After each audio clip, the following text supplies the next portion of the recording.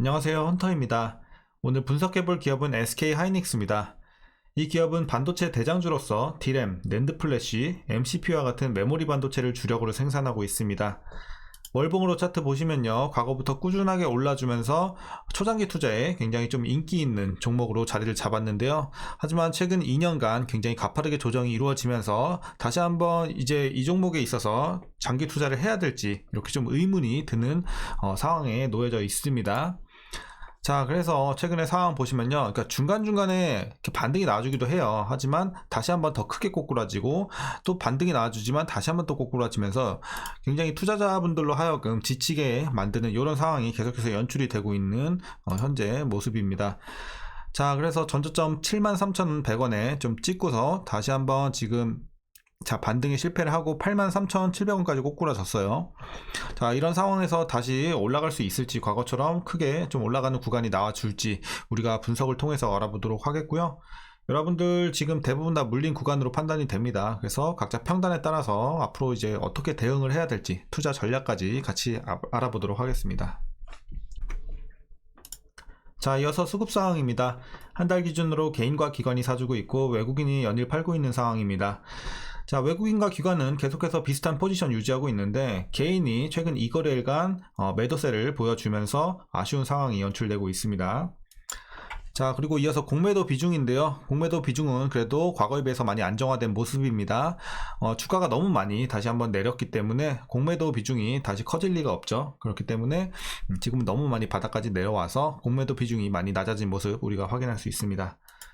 자, 이어서 재무제표 분석 시작해 보도록 하겠습니다.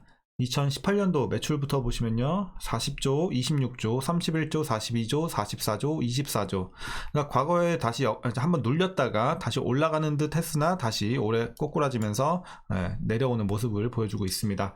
자, 영업이익도 보시면요, 20조, 여기서 2조 7천까지 굉장히 크게 눌렸죠. 이때 2019년도가 굉장히 많이 눌렸고 이후로 다시 우상향을 합니다. 5조, 12조 올라가다가 다시 한번 역성장. 그래서 올해는 적자 전환할 것으로 보이는 굉장히 좀 암울한 상황이고요. 자, 당기순이익도 영업이익과 마찬가지 흐름으로 보시면 되겠습니다. 최근 2년간 다시 역성장을 하면서 적자 전환할 것으로 보여집니다. 그래서 실적은 일단 올해가 굉장히 좀 암울한 상황이고, 자, 최악으로 좀 보시면 될 것 같습니다. 그래서 이어서 부채 비율 보시면요, 35, 36, 37, 54, 64, 70. 그러니까 어쨌든 과거부터 조금씩 올라가고는 있어요. 이런 점은 안 좋지만 그래도 여전히 높은 수준은 아니기 때문에 우리가 걱정할 정도는 아니다, 이렇게 보시면 되겠고요. 자, ROE 보시면 뭐 과거에 굉장히 좋았죠. 38, 그러다가 4까지 떨구고 9, 16 다시 올라가나 했으나 다시 한번 떨어지면서 역성장. 그래서 올해는 마이너스를 기록을, 실적이 마이너스가 나오기 때문에 당연히 ROE도 마이너스를 기록을 하고요. 그 다음 주당 순이익도 마찬가지 흐름이에요, ROE랑. 그래서 올해는 마이너스로 전환을 합니다. 그래서 굉장히 아쉬운 상황이고, 자, 동사 배당 보시면요, 1372원 올해 기대가 되고 있습니다. 그래서 자, 현재 종가 기준으로 계산을 해봤을 때 배당 수익률은 약 1.64% 여러분들이 기대하실 수 있을 것 같습니다. 자, 어쨌든 이 기업은 작년부터 분기 배당을 실시하고 있어요. 그래서 1년에 이제 4등분해서 이렇게 주고 있기 때문에 큰 이변이 없다면 올해도 마찬가지로 작년처럼 300원씩 이렇게 분기별로 배당을 할 것으로 보여집니다. 자, 그리고 실제로 지난 2월에는 300원으로 공시를 했어요. 이렇게 여러분들 참고하시면 되겠고, 자, 마지막으로 PER은 일단 순이익이 마이너스가 나오기 때문에 산출이 되고 있지 않고요. PBR은 1.06 이렇게 나오고 있습니다. 그래서 지금은 저평가도 고평가도 아닌 거의 제값 받고 있는 구간으로 보시면 되겠습니다. 자, 이어서 SK하이닉스 관련 이슈 한번 살펴보도록 하겠습니다. 먼저 1분기 실적인데요. 매출은 5조 2336억 원, 영업적자는 3조 1052억 원을 올릴 것으로 예상이 되면서 작년 동기 대비해서 각각 56.9%, 91.2% 크게 급감한 수준으로 나올 것으로 보여집니다. 그래서 뭐 아까 우리가 체크했지만 굉장히 1분기부터 암울한 스타트가 될 것으로 보여지고요. 올해 1분기에 이러한 영업 적자가 예상이 되면서 주주총회에서는 추가 감산을 발표할 가능성이 제기되고 있습니다. 사실상 올해는 추가 감산이 불가피할 것으로 업계에서도 보고 있어요. 그래서 이제 핵심 부품인 D램뿐만 아니라 인텔에서 인수한 솔리다임까지 부진을 겪고 있기 때문에 감산이 지금 시급한 상황이고요. 동사의 재고 자산이 급증하는 상황입니다. 그래서 올해 2분기에도 적자 가능성이 나오고는 있습니다. 자, SK 하이닉스는 이미 지난해 3, 4분기에 컨퍼런스 콜에서 발표를 했었죠. 뭘 발표를 했냐면요. 이제 올해 투자 규모를 작년보다 50% 감축을 하고 수익성이 낮은 제품을 중심으로 해서 생산량을 감소시키겠다라고 발표한 바 있습니다. 자, 지난해 말 기준으로 이제 재고자산 보시면요, 전년 대비해서 6조 이상 좀 증가를 했어요. 그래서 재고자산이 굉장히 좀 많이 늘어난 상황으로 보시면 되겠고, SK 하이닉스는 전체 매출에서 메모리 비중이 90%를 넘는단 말이죠. 그렇기 때문에 다른 종목에 비해서 디램 및 낸드 출하 감소에 따른 가격 하락 충격이 더 클 수밖에 없어요. 네, 그래서 이런 부분에 있어서도 상당히 더 비교적으로 다른 반도체주들보다 안 좋은 상황에 놓여져 있다, 이렇게 보시면 되겠고요. 하지만 이제 1분기가 가장 안 좋을 것으로 보고 있고 2분기부터는 물론 흑자 전환은 아니지만 물론 적자를 계속 기록할 것으로 보여지지만 개선은 좀 될 것으로 전망이 되고 있습니다. 점진적으로.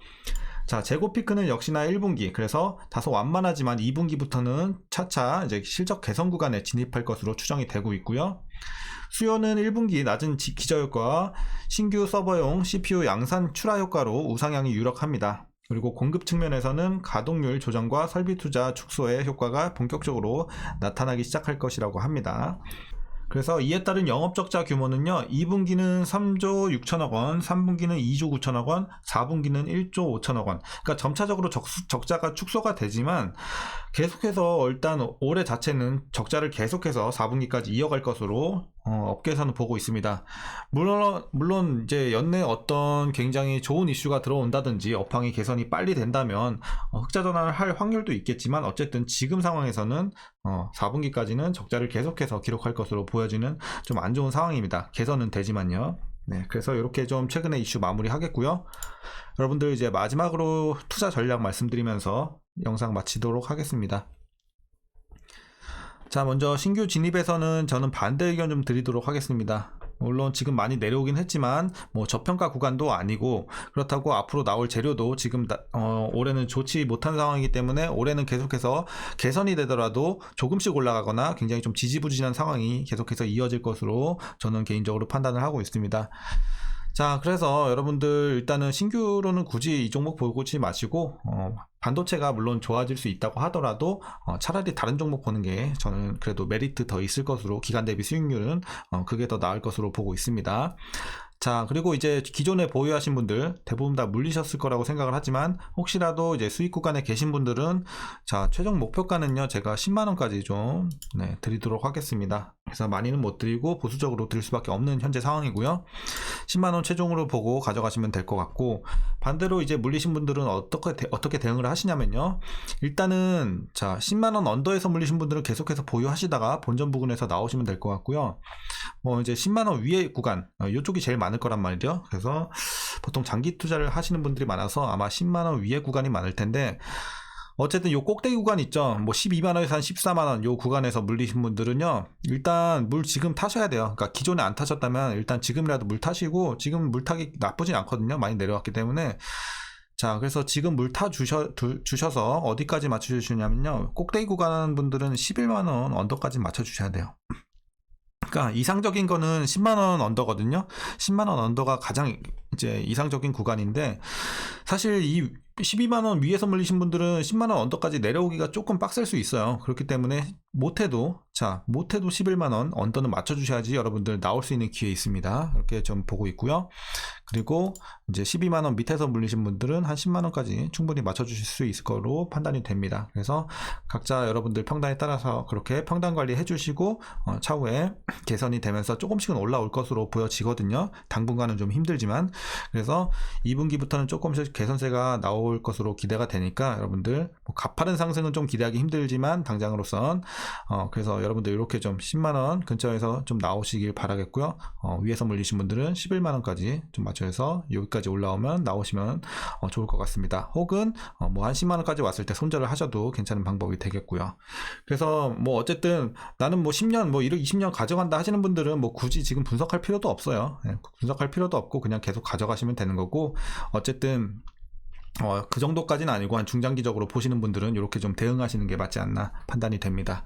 자, 오늘 내용도 도움이 되셨다면 구독과 좋아요 한 번씩 부탁드리겠고요. 오늘도 시청해 주셔서 감사합니다.